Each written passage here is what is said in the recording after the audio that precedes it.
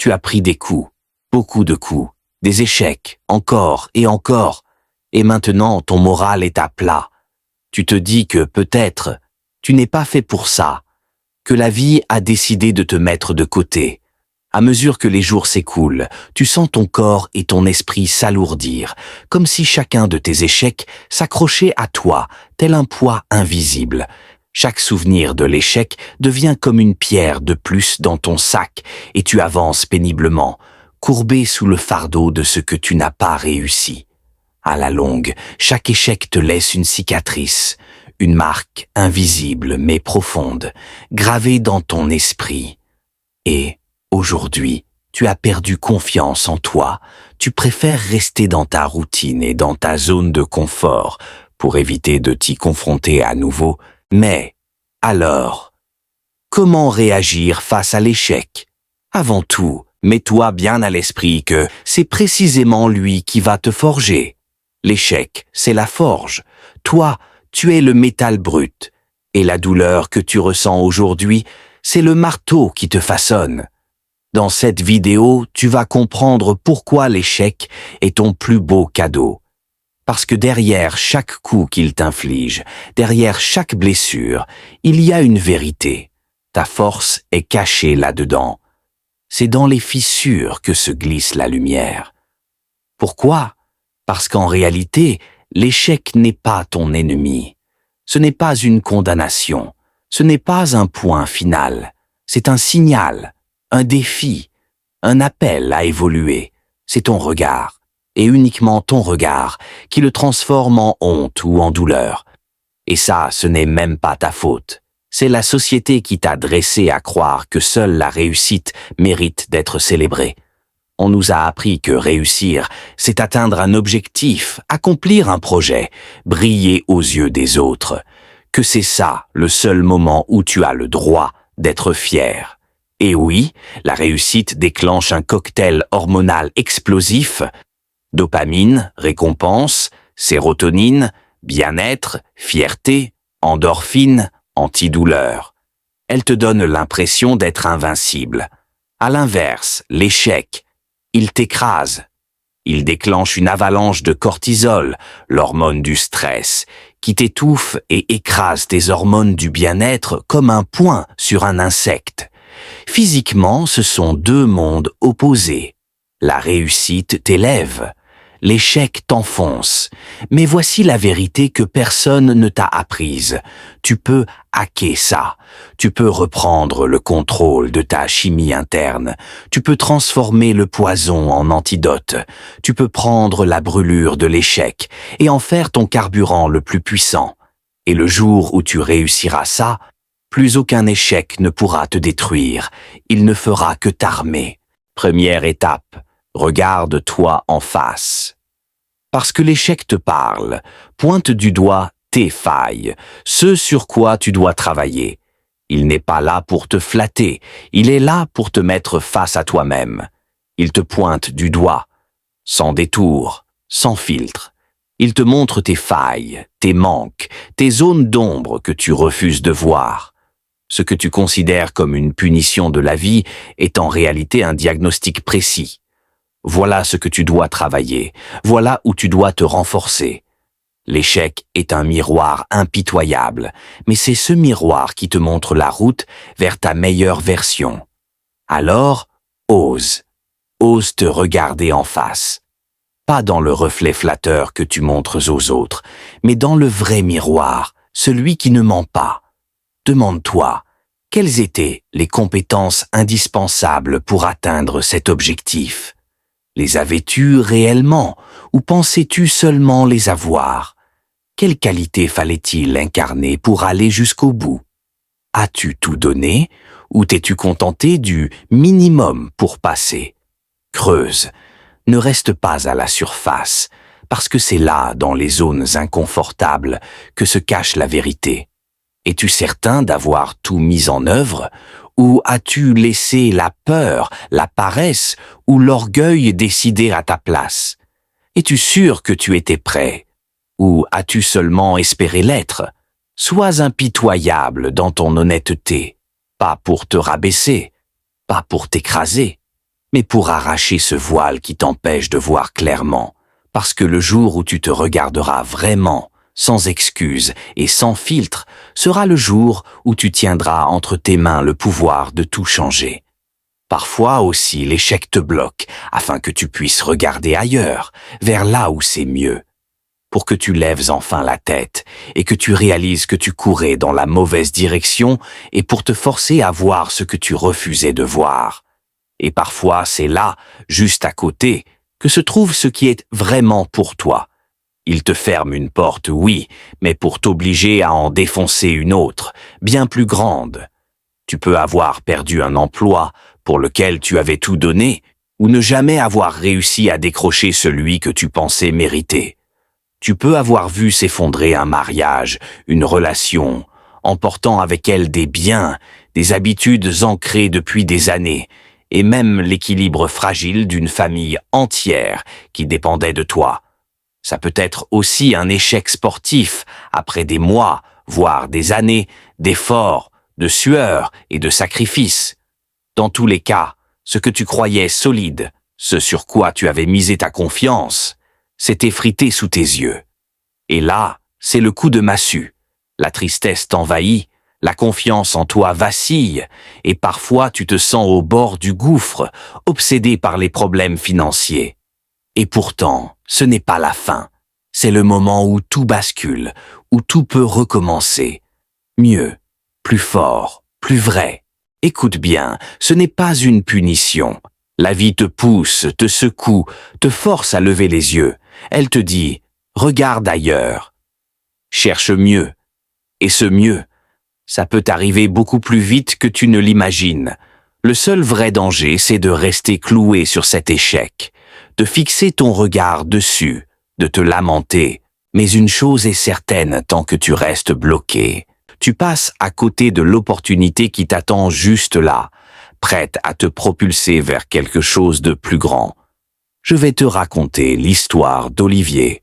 Olivier était un sportif passionné.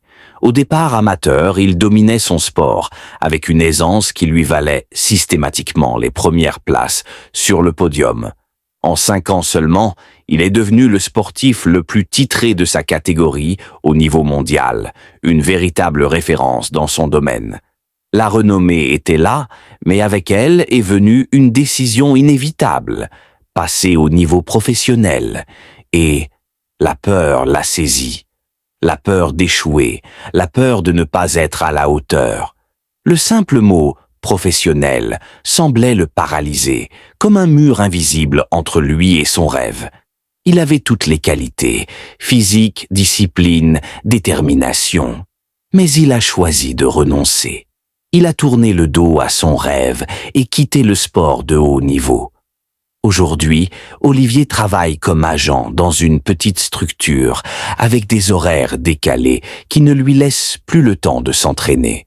Sa discipline, autrefois inébranlable, s'est effritée. Il a pris du poids, ne contrôle plus son alimentation et se sent mal dans sa peau.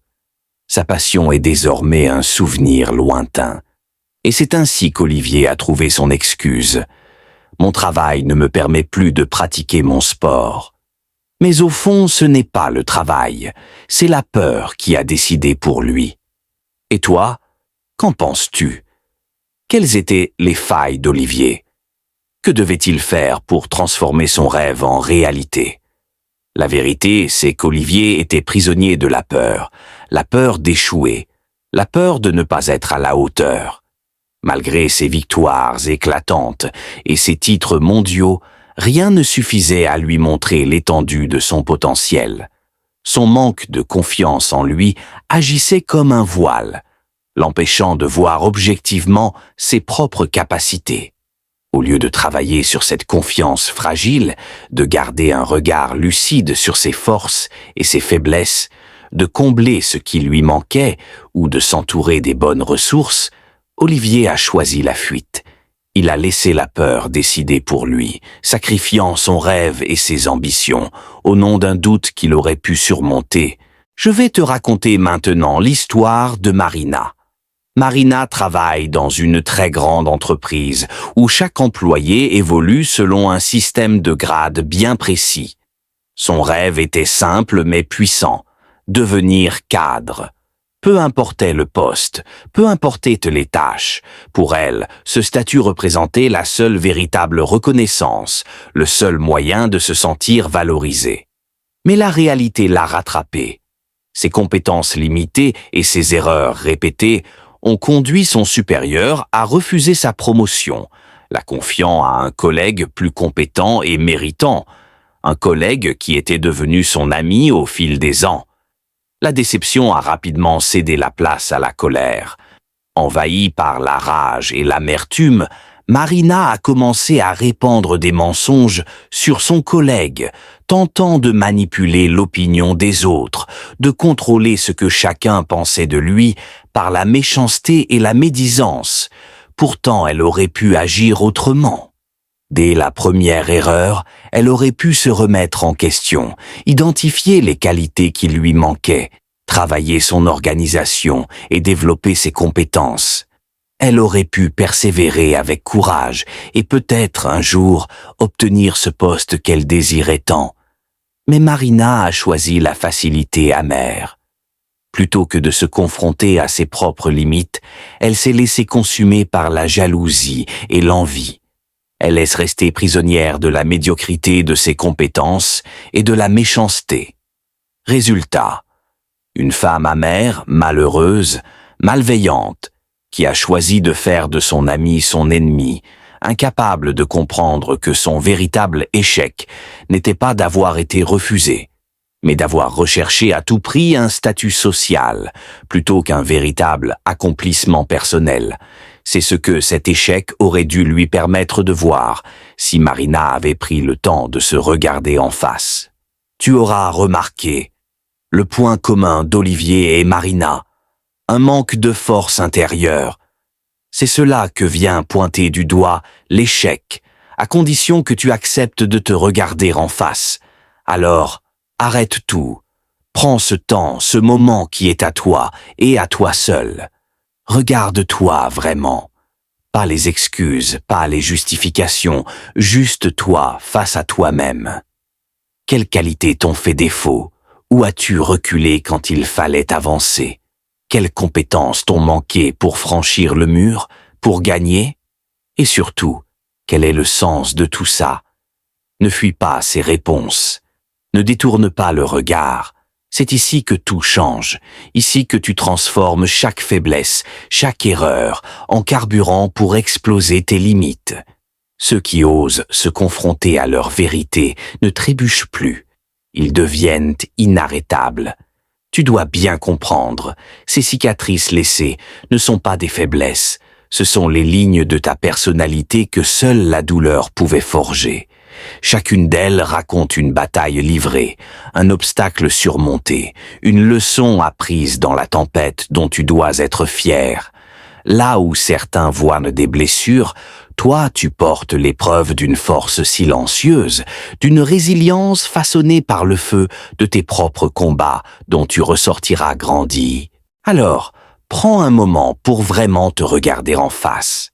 Parfois, tes échecs ne viennent pas seulement de l'action que tu as posée, mais de ce que tu n'as pas su gérer, le stress qui te submerge, les blessures profondes que tu portes depuis longtemps. Peur du rejet, peur de l'abandon. Peut-être que le problème est ailleurs. Un manque de savoir-être, d'assiduité, une impulsivité qui te trahit, une jalousie qui te consume. Il est facile de pointer du doigt les autres, de vouloir les tenir responsables de nos chutes. Mais la vérité, dure mais libératrice, c'est que le seul véritable responsable, c'est toi. Reconnaître cela, c'est le premier pas pour transformer tes faiblesses en force. Deuxième étape, affronter et transformer tes failles en puissance. Ce n'est pas suffisant de les identifier, il faut maintenant plonger au cœur de ce qui te freine, comprendre leurs racines et les travailler avec courage. Chaque faiblesse surmontée devient une force, chaque erreur comprise devient une leçon gravée dans ton esprit. Mais t'es-tu déjà demandé pourquoi tu refusais de voir tes failles? La réponse est cruelle, mais claire. L'orgueil.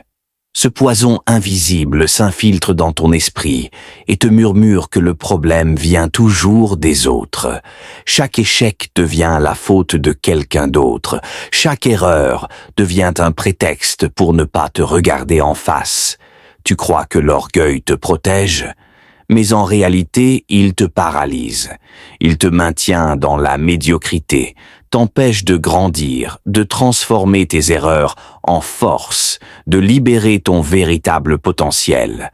Tant que tu laisseras l'orgueil décider pour toi, tu resteras prisonnier de tes limites, spectateur de ta propre vie, incapable de devenir ce que tu pourrais être.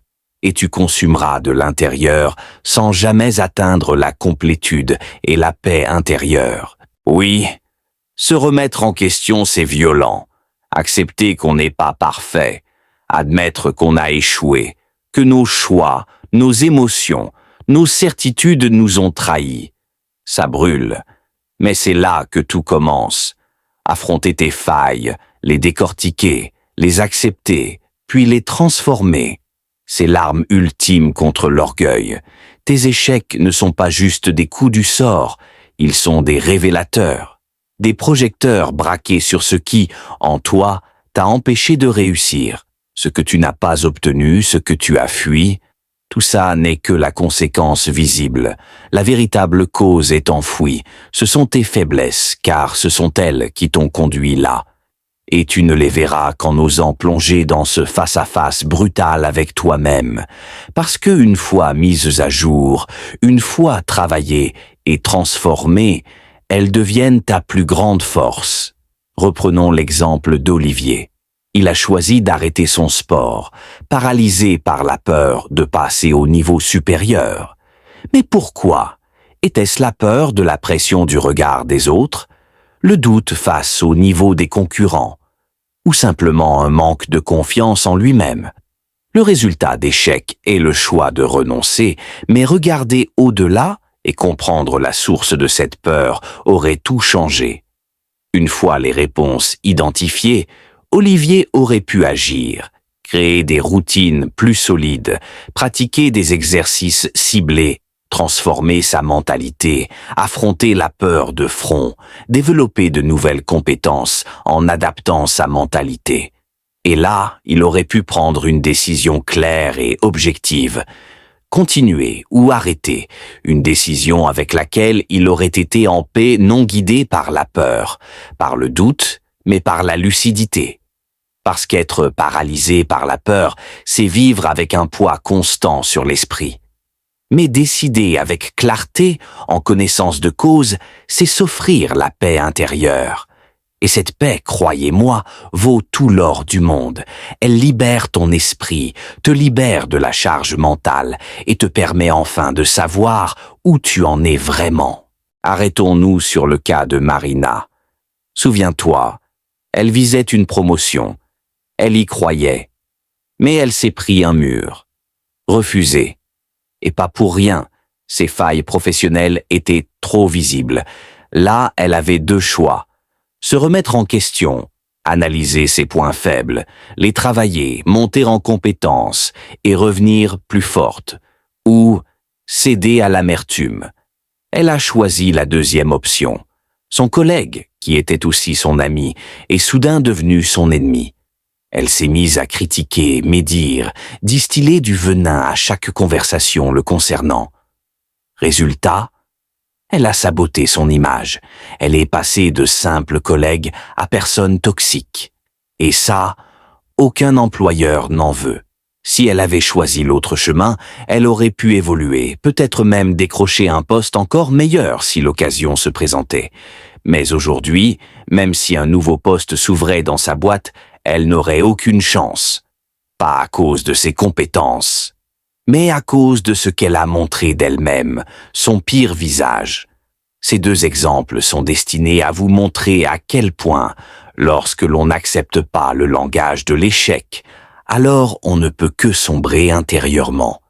Ces deux exemples ne sont pas là pour vous divertir.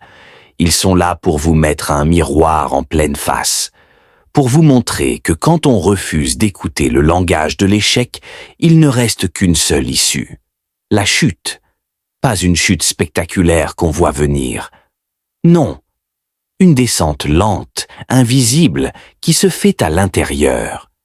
Jour après jour, votre confiance se fissure, votre lucidité se brouille, et vous finissez par vous enfoncer dans un marécage de rancune, d'excuses, de regrets, voire de dépression. L'échec, quand vous le niez, devient un poison. Il s'infiltre dans vos pensées, il contamine vos décisions. Voilà pourquoi certains ne se relèvent jamais. Ils n'ont jamais accepté de lire le message que l'échec leur criait.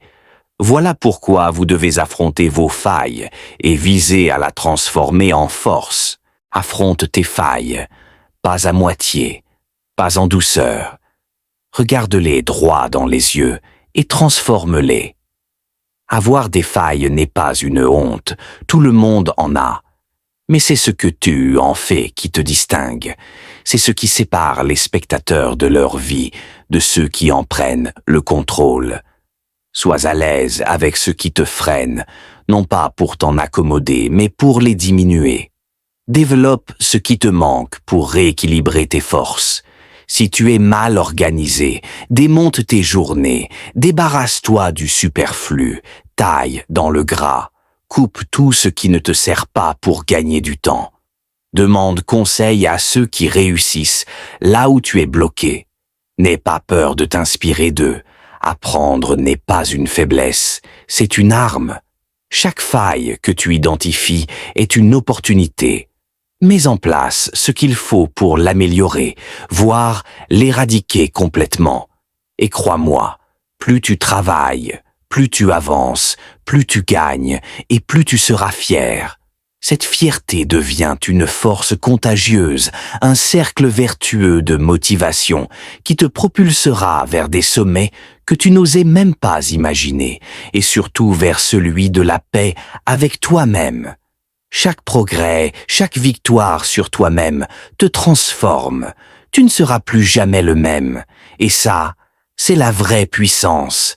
Transformer tes failles n'est pas juste un exercice, c'est une révolution personnelle. Chaque faille que tu affrontes, chaque faiblesse que tu corriges, ouvre la porte à de nouvelles qualités, à des compétences que tu ne soupçonnais même pas. Tu vas découvrir des forces cachées, des capacités qui sommeillaient en toi, et ça te surprendra. Vraiment, petit à petit, tu rayonneras, sans effort, sans même t'en rendre compte, parce que la confiance en toi ne reviendra pas juste de façon éphémère, elle s'ancrera, profonde, solide, indestructible. Et à ce moment-là, tu ne seras plus la personne que tu étais hier. Tu seras quelqu'un capable d'affronter n'importe quoi, de briller dans l'adversité et de créer ta propre légende. Si cette vidéo t'a inspiré, laisse-moi un commentaire juste en dessous avec ces mots. Aujourd'hui, je transforme l'échec en ma force. Fais-le comme un engagement envers toi-même, comme une déclaration que, désormais, chaque obstacle, chaque chute ne sera plus jamais une limite, mais un tremplin vers ta puissance. Like et partage afin que cette vidéo puisse être utile à d'autres personnes qui, comme toi, recherchent l'évolution intérieure et la paix mentale.